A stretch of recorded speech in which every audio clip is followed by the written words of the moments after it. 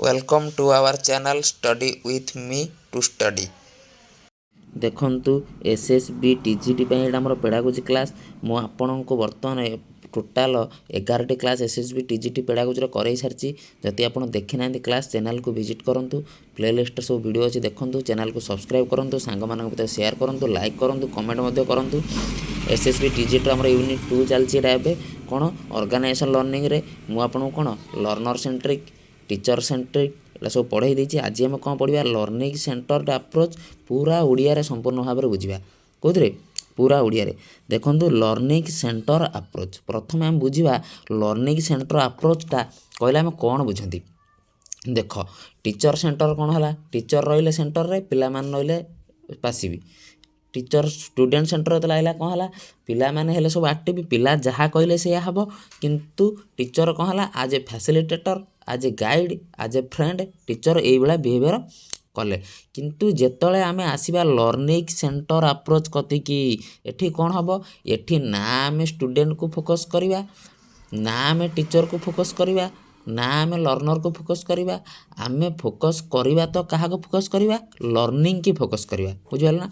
जो पाठ पढ़ाटा हम से पाठ पढ़ाटा को फोकस करिबा केमिति पिलांकर माने जो मन रखिबा पावरटा बढ़िबो सेटा देखिबा केमिति पिला लर्नर्स केमिति इंटरेस्ट तांकर फाइंड हम लर्निंग रे पाठ पढ़ाई गोटे पिलार केमिति आग्रह बढ़िबो से ऊपर आम कौन करवा लर्निंग सेंटर अप्रोच रे देखिबा। आसतु पूरा धाड़ी धाड़ी पढ़ा बुझा देखते देती शिक्षण केन्द्रिक पंथार शिक्षार्थीर शिक्षण को अधिक गुरुत्व दि जाए बुझिपारे। शिक्षण केन्द्रिक पंथार विभिन्न शिक्षण प्रक्रिया अवलंबन कर शिक्षार्थी को नुआ कथा सब शिखाइबा गुरुत्वपूर्ण अटे। यह सह शिक्षार्थीर शिक्षा सहित संपृक्त प्रत्येक व्यक्ति यही पंथार सह शिक्षार्थी को लर्नर भाव दायित्व तुलांती बुझिपारे। यह शिक्षार्थी केन्द्रिक होइतिले मध्य शिक्षण प्रक्रिया संगठित पाई शिक्षकों को संपृक्त करा जाई थाए बुझिपारे। एटा आमर टीचर सेंटर कौन कला शिक्षण केन्द्रिक पंथा मान कौन टीचर सेंट्रिक जोटा टीचर जहाँ कहते सी आउला लर्नर स्टूडेंट सेंट्रिक जिते पढ़ले लर्नर सेंट्रिक पढ़ले से स्टूडेंट एक्टिव रे टीचर फैसिलिटेटर रोते एठी किंतु कौन हम आम पाठ पढ़ाटा को रखा कौन केन्द्र रे पाठ पढ़ा रेन्द्र रे ता चारिपटे टीचर हूँ स्टूडेंट हूँ सब रे केमिति पिलांकर इंटरेस्ट हम केमिति पिला माने भल भाव पाठ पढ़ी पारे से विषय कौन हम अवलंबन करवा। तापर देखो कौन कही शिक्षण केन्द्रिक पंथार शिक्षार्थी माने शिखिबा सहित शिक्षक माने अनेक कथा शिखी था केवल नुहे कि स्टूडेंट शिखिबे सहित कि टीचर माने शिखिबे। लर्निंग सेंटर कथा चलती एक पारस्परिक आलोचना माध्यम उभय शिक्षार्थी और शिक्षक नूतन ज्ञान आहरण कर सुजोग पाई था पिला भी शिखिपारे टीचर माने भी कौन हम शिखि पारे बुझिपारे। तापर देखो कही शिक्षण केन्द्रिक शिक्षार विशेषता कौन ये जो लर्निंग सेंटर अप्रोचर यार विशेषता कौन कौन देखो उभय श्रेणी भितर और बाहर शिक्षार्थी शिखिबार सुजोग पाए बढ़िया कथाटा कहला। देखो लर्निंग सेंटर रे कौन टीचर सेंटर हो स्टूडेंट सेंटर हो एत सब कौन पिलाटा क्लासरूम भितर ही शिखुला किंतु एठी कौन उभय श्रेणी भितर बाहर दिआड़े कौन हम पिलाटा शिखिपार। शिक्षार्थी निजे विभिन्न कार्य संपृक्त हो नूतन तथ्य आविष्कार कर निजर ज्ञान संरचना कर शिक्षक और शिक्षार्थी मिसी विभिन्न तथ्य अनुसंधान करती शिक्षार्थी समस्या भित्तिक अनुसंधान करने सुजोग पाए।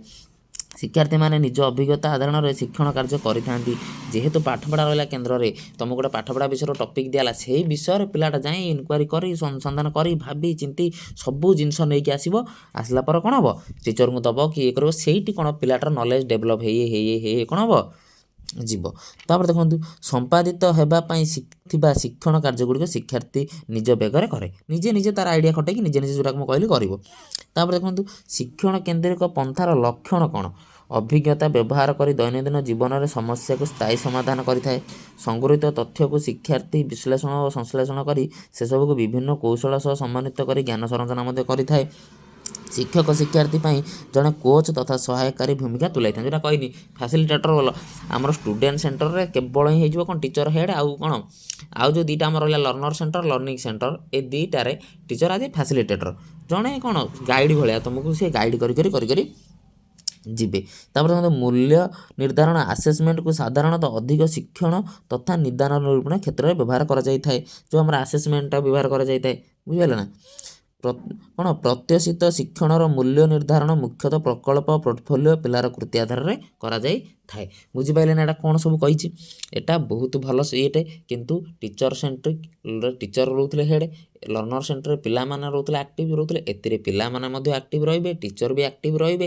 ଲର୍ଣ୍ଣରଟା ରହିବ କେନ୍ଦ୍ରରେ, ଲର୍ଣ୍ଣିଂଟା ପାଠପଢ଼ାଟା ରହିବ କେନ୍ଦ୍ରରେ। ଏଇ ବିଷୟରେ ପାଠ ପଢ଼ା ହେବ। ସେଇ ପାଠପଢ଼ାଟାକୁ ଲକ୍ଷ୍ୟ କରିକି ପିଲା ଟିଚର ସବୁ କ'ଣ କରିବେ, ସାଙ୍ଗ ହେଇକି କାମ କାର୍ଯ୍ୟ କରିବେ। କଲା ଫଳରେ ଯେଉଁଟା ପିଲାଙ୍କର ବହୁତ ଆଇଡ଼ିଆ ଡେଭଲପ୍ ହେବ, ତାଙ୍କ ସହିତ ଟିଚରମାନଙ୍କର ବି କ'ଣ ହେବ, ବହୁତ ଜିନିଷ ସେଥିରେ ଡେଭଲପ୍ ହେଇପାରିବ।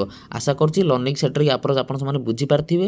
ୟାର ଯେତେବେଳେ ମୁଁ MCQ କରାଇବି, ଏଇ ଯେଉଁ 3ଟା ଆଜି ସରିଗଲା ୟୁନିଟ୍, କାଲିକି ମୁଁ ୟାର କ'ଣ ଆଣିବି, MCQ କ୍ଲାସ୍ ଆଣିବି। ଯେତେବେଳେ ମୁଁ ସେଇ MCQ କ୍ଲାସ୍ ନେଇକି ଆସିବି, ଆପଣମାନେ କ'ଣ କରିବେ, ସମ୍ପୂର୍ଣ୍ଣ ଭାବରେ MCQ କଲେ ଜାଣିପାରିବେ ଏ 3ଟା ପାର୍ଟରୁ କେମିତି କ'ଣ MCQ ଆସୁଛି। ଯଦି ଭିଡ଼ିଓ ଭଲ ଲାଗୁଛି ଚ୍ୟାନେଲକୁ ସବସ୍କ୍ରାଇବ୍ କରନ୍ତୁ, ଲାଇକ୍ କରନ୍ତୁ, ସାଙ୍ଗମାନଙ୍କ ସହିତ ସେୟାର କରନ୍ତୁ।